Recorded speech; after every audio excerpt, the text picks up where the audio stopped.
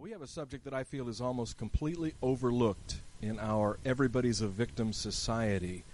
And coupled with the recent events in Santa Barbara with the 22-year-old killer on psychotic drugs and a lifetime of therapy, I think it's both crucial and timely, this issue. And thus we are going to discuss first the differences between sadness and depression. Now, recently you and I were involved in a conversation with a guy we know who claimed that he has been depressed since the death of his father a couple years ago. If you recall, and no amount of therapies or drugs is helping him out, right? In fact, and as he told us, he thinks all the therapy and the drugs are making him even worse, right? But he claims that's the only method he or anybody around him knows, and that it's he has only one choice, right? To turn to the therapist for a solution to his depression. But you, dear, did not accept that, and you said some rather eloquent responses to his problem. You basically said that his problem isn't depression. Now, well, go ahead. What I say is a lot of people confuse depression with sadness. There are events in our life that we should be sad about it. You lose your father, your mother, you're going to be sad for a little while. Your child dies, you lose your job, you lose your home. There is a common sense of feeling sad about it. But the difference is how, it's sadness. You should have somewhat of a short duration. You cannot go on and on in sadness.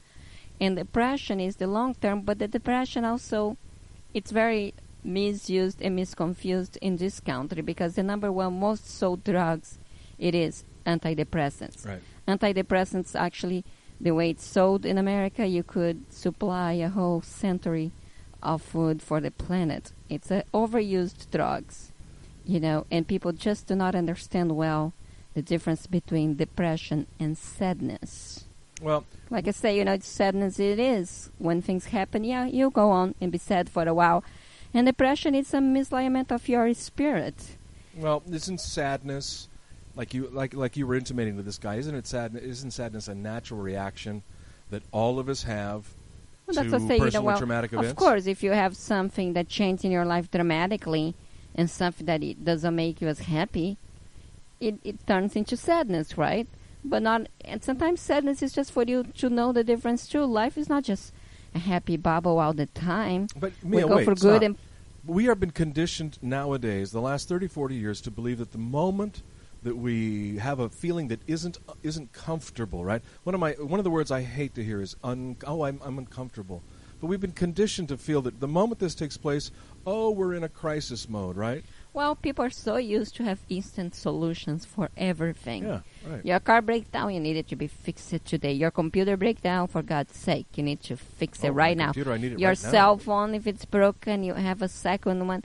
We just cannot survive without few common things that before we just learned how to survive on. The same thing comes with your feelings. The moment you don't feel too happy or things don't go well in your life, you go to the doctor. The doctor says, you need an antidepressant. And then you go, really? Yeah. Anybody ever read the side effects of the antidepressants?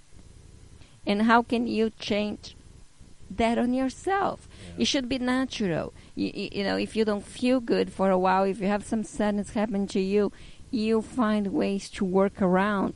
But the biggest mistake people make is taking a pill. Like we need a pill for every single solution. Well, you're saying... we need a pill for every single problem we have. Basically. And we don't know how to find solutions anymore. You're saying, if I may interrupt you, dear, that sadness isn't something that requires drugs or a therapist to overcome, right? Sadness is just a common state. Of course, there are a lot of things that are common state. If healthy versus sickness, right? If you're, healthy and you might get sick here and there. And then when you're sick, if you have a cold, you don't need a drug either.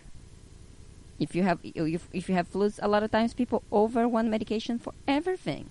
You might just need a little break, give a little rest for your body. You sleep well. People don't sleep well as much. And then the hormonal change, especially in women, you might confused with sadness and depression. And we all want a solution right away for every single problem we have. And that's where the mistake happens. People don't allow themselves to go through the natural cycle of life.